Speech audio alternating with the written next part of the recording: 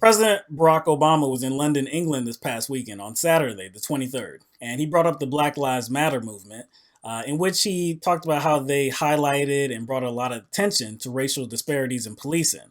He then went on to criticize some of their tactics. One of the things I caution young people about, though, that I don't think is effective is once you've highlighted an issue and brought it to people's attention and shined a spotlight, and elected officials or people who are in a position to start bringing about change are ready to sit down with you, then you can't just keep on yelling at them. And you can't refuse to meet because that might compromise the purity of your position. So, first things first, this wasn't a denunciation of Black Lives Matter. Like we said, it was just criticizing some of their tactics. But we do take issue with, the things that he was talking about, and that you can't keep yelling at these officials and people once you've gotten their attention. I don't agree with that at all. Since when did toning it down ever lead to any kind of real change? Never. I mean, earlier in the video, he mentioned the LGBT community in regards to fighting for marriage equality.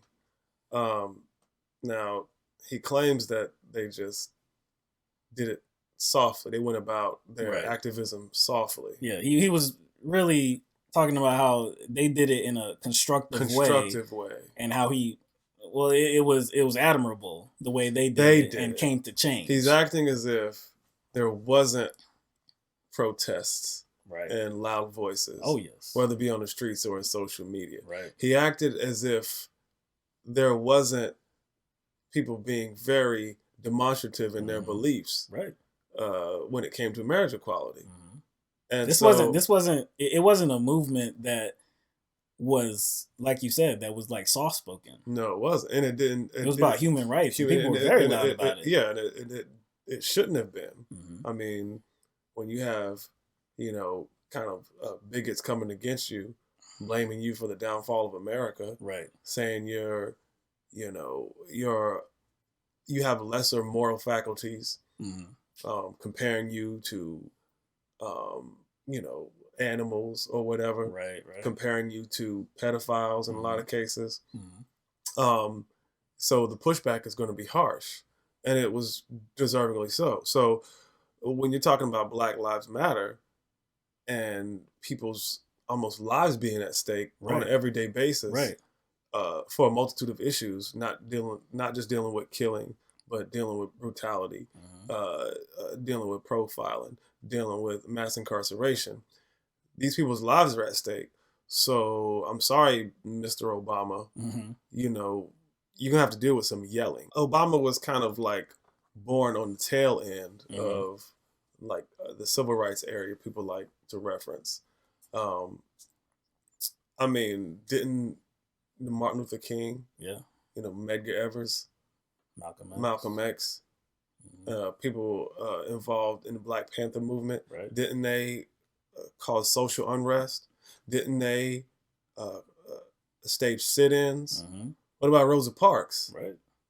They were all. It wasn't like they didn't have one tactic. Yeah, it wasn't like at a point they were like, okay, y'all, we're being a little bit too demonstrative.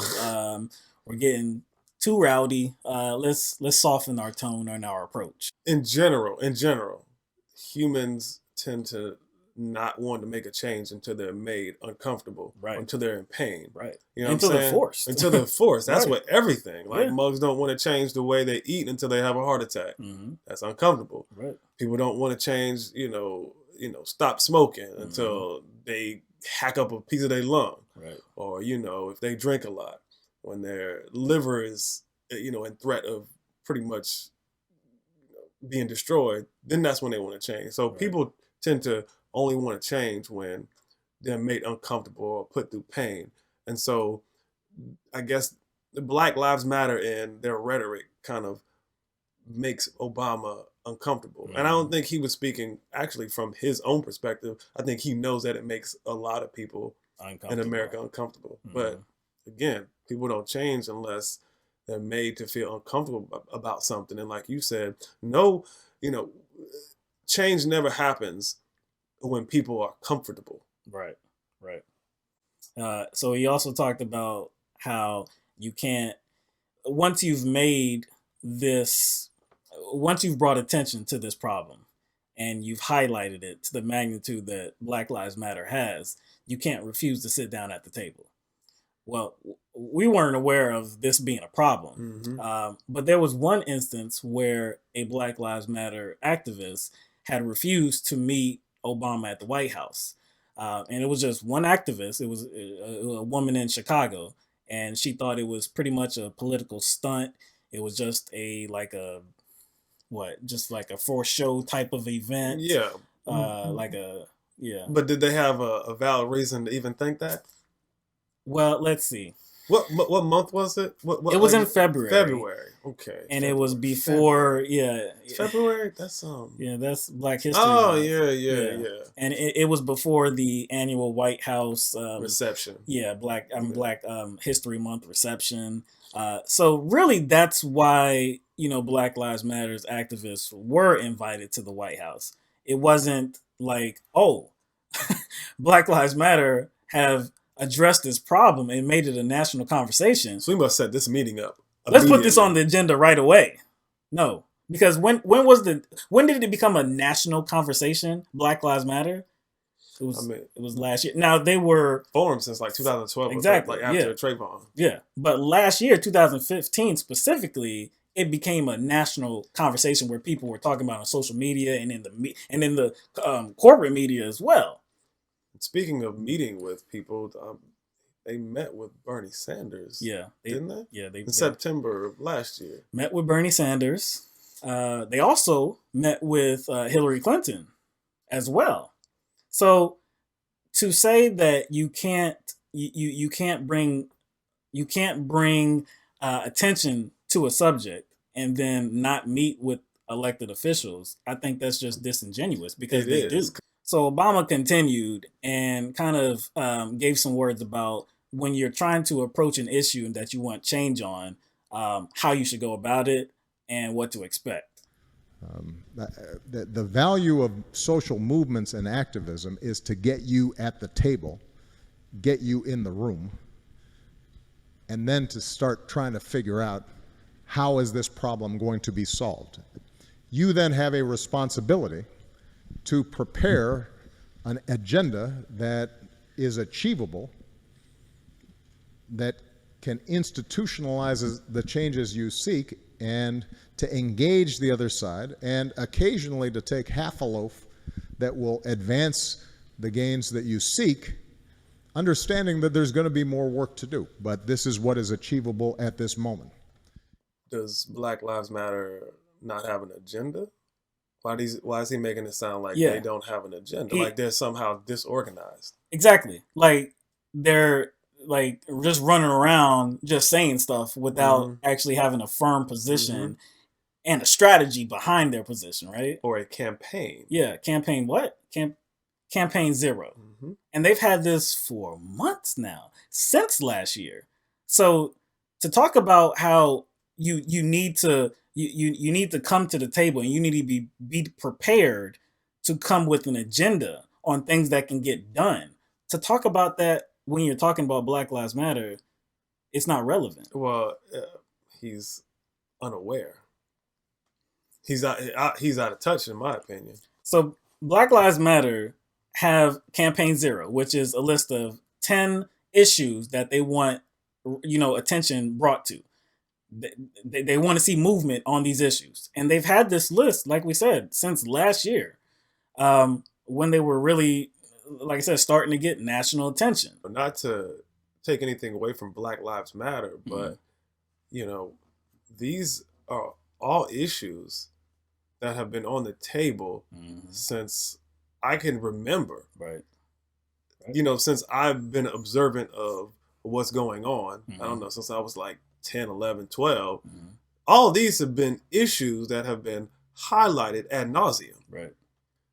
So if it's taken Black Lives Matter in their approach to get attention put on those issues, that's not their fault. No. And let's be real here, okay? Since Black Lives Matter has become a national conversation, right?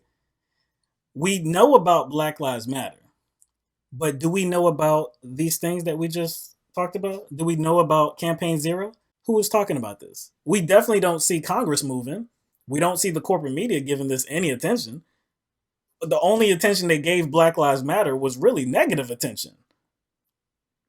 You know, so and you know, we think we could both agree that that's purposeful. Yes, it's to, and unfortunately, Obama seems to have bought into that same propaganda. Right. He also talked about how you need to be willing to accept half a loaf and realize that this is how much we can realistically get done, but know that we're going to keep moving on and progressing towards, you know, what we want. I mean, from what I've heard them talk about, it does sound like they know that things are going to be incremental. Right. It's just that it's going to have to be a progressive. It's going to have to be progressive. But the problem is there are not any big steps being taken to address even one of the issues. Not even one. One issue. Okay, and let's deal with that loaf of bread thing. Mm-hmm. Well, I mean, if the loaf of bread is my life, right, then I'm supposed to only accept half of that, or a quarter of that, right, or a tenth of that, or however much he wants me to accept of that. Like, that's why that's a bad analogy. That's a bad analogy. That's not the type of situation where you want to introduce incrementalism. No, because we can't afford incrementalism when lives are at stake. We can't afford that. Like we said, police departments are even refusing to implement body cameras. They don't even want that type of regulation that will provide safety for me and for the police officer. We've met with the police officer before. You remember? We were trying to get into the club. We met with the police officer and we asked him. We were like, "Yo, man, like, do you have to wear that?" Mm-hmm. And he was like, "Well, not really, right? But I voluntarily wear it." Right. And while he was patting us down, we were talking, and he was like, "Look, man, I got to deal with all kind of stuff out in these streets." Right. He was like, "You know, this is to protect them and to protect me." Right. Because he doesn't want to be in a situation where it's your word against mine, because that doesn't serve anybody's purposes. Mm-hmm. He wants it on the record. What happens? Look, if you're just, right, if you're doing things within the law, then you shouldn't have a problem with people seeing what you're doing. It's kind of like the situation with the trooper at the door. Mm-hmm. What was he doing? He was patting us down, right, so we can get in. Right. Now, if we weren't, up to anything, why should we have a problem with getting patted down? Right. And it's for everybody's protection. Protection. Yeah. Us, the business, and the other patrons of that business. You even talked about how at just simple fast food restaurants, right? They record have cameras. Yeah, they record their employees, right? So fast food retail and other retailers, many of these people who make minimum wage and who really can't affect your life that much, they have cameras on them all day. Right. But the law enforcement, that carry weapons that can end lives. No, for some reason they shouldn't be regulated. No, they don't need cameras. They don't need to be watched. Cashier at Target and Walmart, they need to be watched. But law enforcement, no. President Obama, we need that whole loaf. Okay, that's the main point. We need that whole loaf, because this isn't an issue we're talking about like taxes, debt, school debt. These are things that are important, but they're not killing people. Yeah. These are things we need progress on. But I need my life to be safe when I encounter a police officer. I need to feel that safety. This has to do with direct contact with other individuals. Right. You know what I'm saying? And disproportionately, it affects Black people. We need that whole loaf.